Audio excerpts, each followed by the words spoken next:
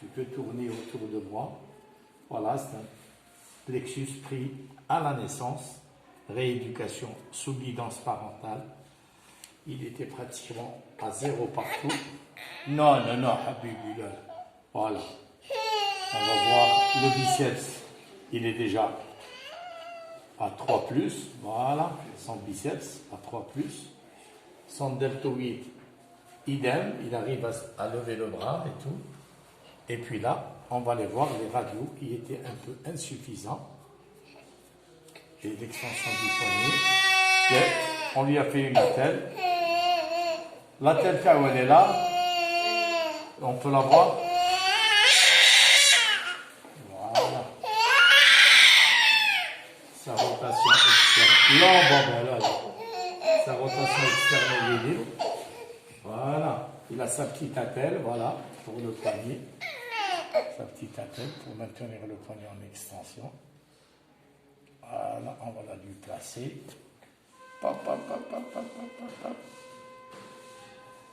Il avait un poignet complètement tombant. Maintenant, le poignet commence à... Voilà, sa petite orthèse, il est à 6 mois. On va essayer de provoquer des extenseurs.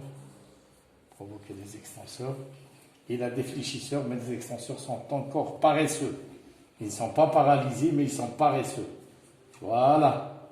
Ils sont légèrement paresseux. Et les excitomoteurs, les voici.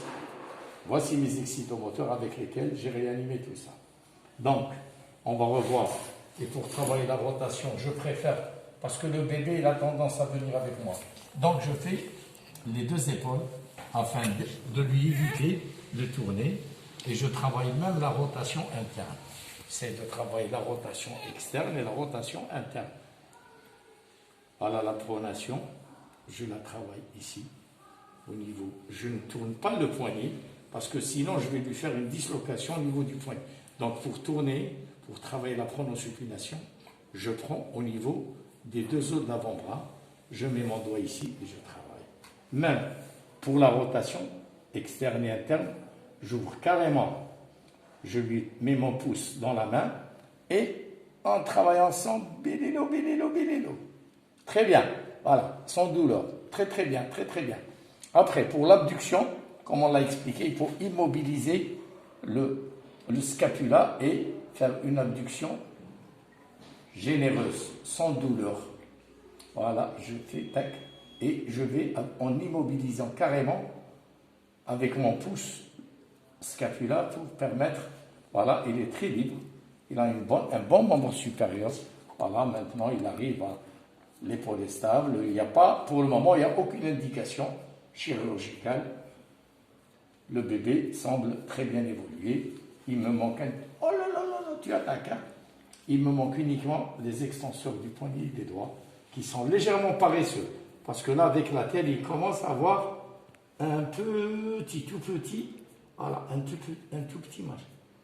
Voilà, très bien. Je me fais dire avec la pesante.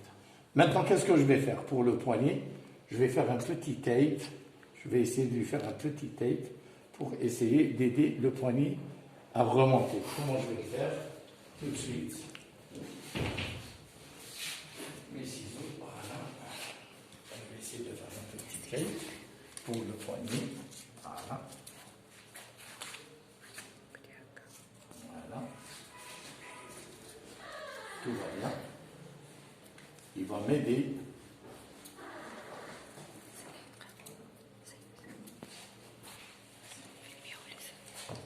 Voilà. Très bien. Donc, je vais placer mon point d'ancrage ici, au niveau des épis condyliens. Voilà. Je tire sur mon... Là, je vais faire un tape stimulant pour réveiller un tout petit peu son poignet. Il est un peu long, mais c'est pas grave. Il est un peu long, mais c'est pas grave. Voilà. Ça me permet de remonter le poignet. Voilà. On voit maintenant le poignet, il n'est plus, voilà, et il remonte aussi. Voilà, je le stimule, il remonte. Voilà. Voilà, il arrive à ouvrir un peu les doigts.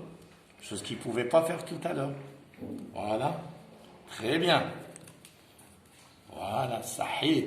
Et il est gentil. Allez, encore une fois. Et voilà.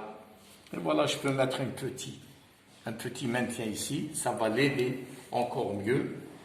Je ne sais pas, l'autre bout, il est là. On va essayer de faire un petit maintien ici.